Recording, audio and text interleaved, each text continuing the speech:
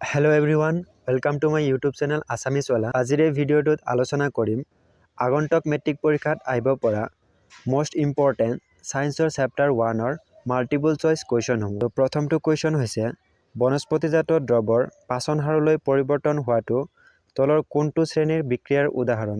যেহেতু বনস্পতিজাত দ্ৰৱৰ পাচন হাৰলৈ পৰিৱৰ্তন হোৱাৰ সময়ত ইয়াত তাপৰ উৎপন্ন হয়, সেইবাবে ইয়াৰ আনসাৰটো হ'ব বি তাপবৰ্জী বিক্ৰিয়া।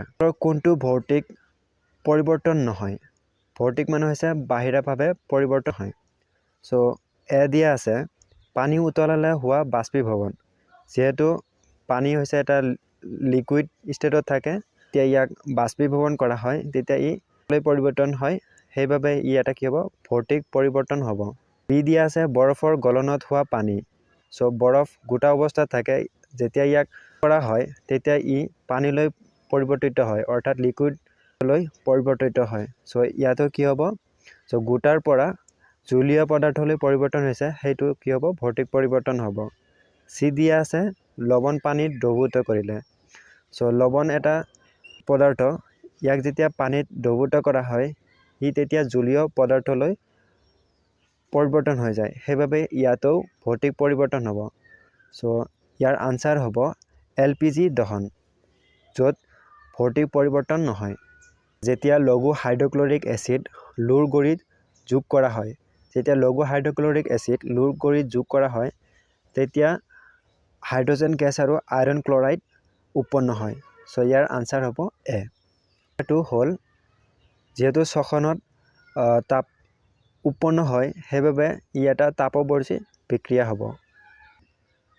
Ferric oxide plus aluminium equal to aluminium oxide plus iron, এই বিক্ৰিয়াটো হ'ল এটা অপহৰণ বিক্ৰিয়া। ইয়াৰ আনসাৰ হ'ব চি।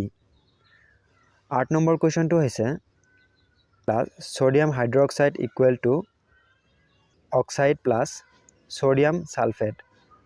সমতুল কৰিলে এ বি চি ডি সহগ কেইটা হ'ব যথাক্ৰমে। ইয়াৰ আনসাৰ হ'ব এ। তলৰ কোনটো ধাতুৱে কপাৰ ছালফেটৰ দ্ৰৱৰ পৰা কপাৰক অপসাৰিত কৰিব পাৰে। ইয়াৰ উত্তৰটো হ'ব জিংক, যিহেতু ই বেছি সক্ৰিয়।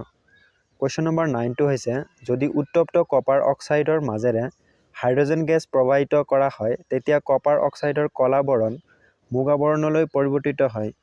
এই বিক্ৰিয়াত কপাৰ অক্সাইডে কি হ'ব বিজাৰিত হ'ব। সো ইয়াৰ আনসাৰ কি হ'ব বি।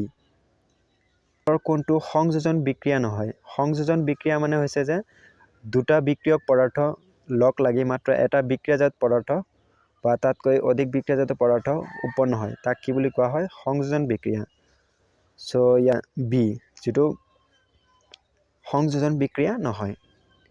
কুৱেশ্যন নম্বৰ তাপ প্ৰয়োগ কৰিলে বিজাৰিত হৈ মুগা বৰণীয় ধোঁৱাৰ সৈতে অৱশিষ্ট পদাৰ্থ উৎপন্ন কৰা বগা বৰণীয় লৱণটোৰ নাম কি। সো ইয়াৰ আনসাৰটো হ'ব চি লেড নাইট্ৰেট। বিদ্যুৎ বিশ্লেষণ এক বিয়োজন বিক্ৰিয়া। এই বিক্ৰিয়াত নিৰ্গত হোৱা হাইড্ৰজেন আৰু অক্সিজেন গেছৰ মলৰ অনুপাত হ'ব 2:1। ইয়াৰ আনসাৰ হ'ব বি। কুৱেশ্যন নম্বৰ 14 হৈছে চূণৰ পানী গাখীৰৰ দৰে ঘোলা কৰা গেছটো হ'ল কাৰ্বন ডাই অক্সাইড, বি।